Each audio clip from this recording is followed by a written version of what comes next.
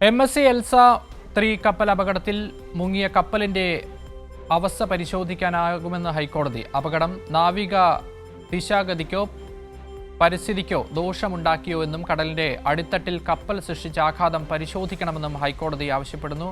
തിയോഫിനാണ് വിവരങ്ങളുമായി ചേരുന്നത്. തിയോഫിൻ, എന്തൊക്കെയാണ് കോടതി പറയുന്നത്?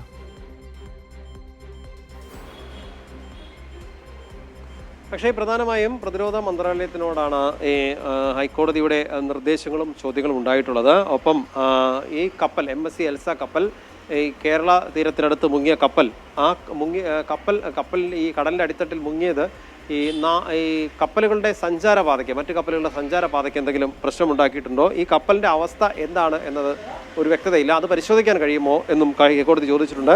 ഈ അപകടം നാവിക ദിശാഗതിക്ക്, അതായത് മറ്റ് കപ്പലുകളുടെ സഞ്ചാരപാതയിലുള്ള ആ ദിശ മാറ്റി സഞ്ചരിക്കേണ്ട സാഹചര്യം ഉണ്ടായിട്ടുണ്ടോ, അതിനെന്തെങ്കിലും ഇതുകൂടാതെ പരിസ്ഥിതിക്ക് എന്തെങ്കിലും ദോഷം ഉണ്ടാക്കിയിട്ടുണ്ടോ എന്ന കാര്യം കൂടി പരിശോധിക്കണം. കടലിൻ്റെ അടിത്തട്ടിൽ ഈ കപ്പൽ സൃഷ്ടിച്ചിട്ടുള്ള ആഘാതം, അതായത് കടലിനടിയിലുള്ള പരിസ്ഥിതിക്കോ അതോടൊപ്പം തന്നെ ഈ കടലിനടിയിൽ ജീവിക്കുന്ന കടൽ ജീവികളുടെ ആവാസ വ്യവസ്ഥയ്ക്ക് എന്തെങ്കിലുമൊക്കെ പ്രശ്നങ്ങൾ ഉണ്ടാക്കിയിട്ടുണ്ടോ എന്ന കാര്യം കൂടി പരിശോധിക്കണം.